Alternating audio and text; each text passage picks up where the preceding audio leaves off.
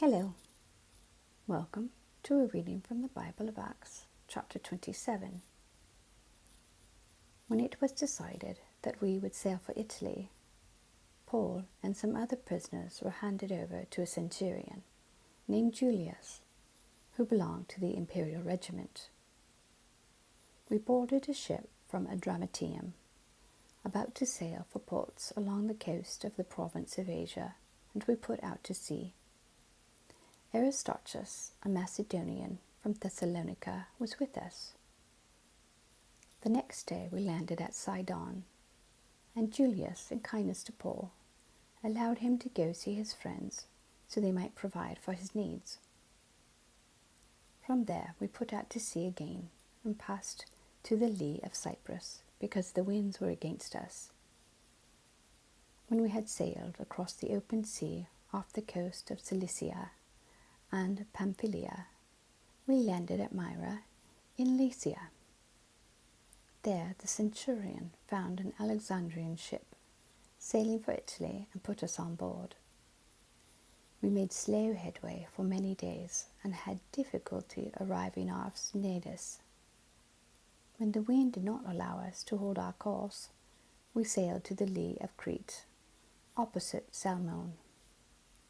We moved along the coast with difficulty and came to a place called Fair Havens, near the town of Lasea. Much time had been lost, and sailing had already become dangerous, because by now it was after the Day of Atonement.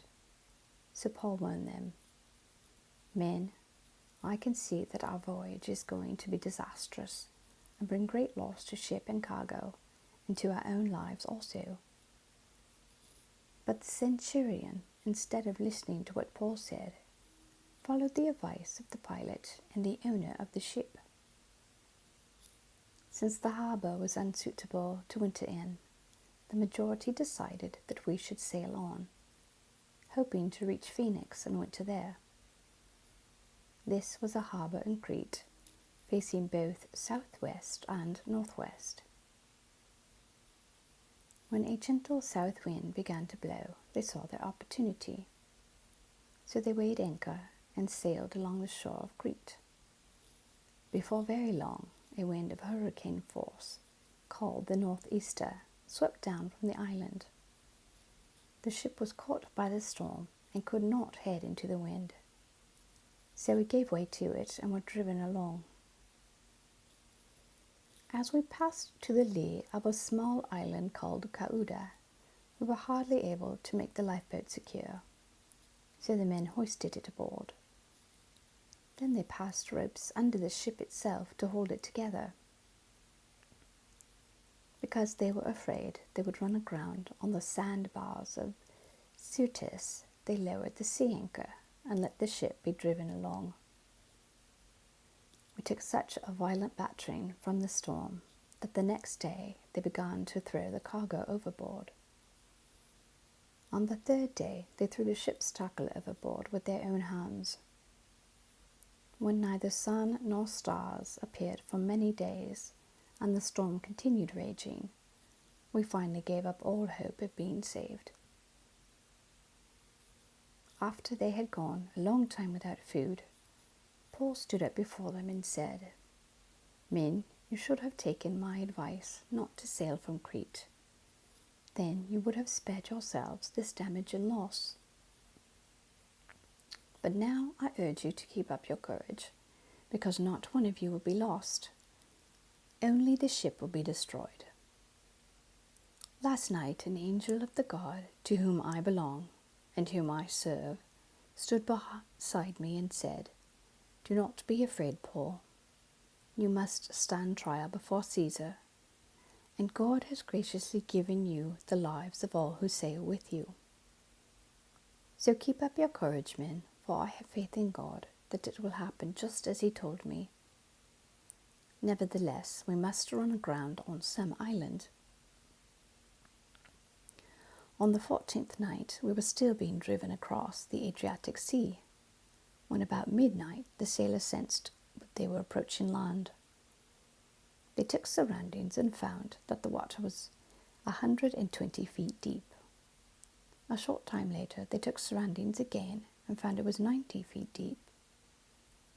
Fearing that we would be dashed against the rocks, they dropped 4 anchors from the stern and prayed for daylight.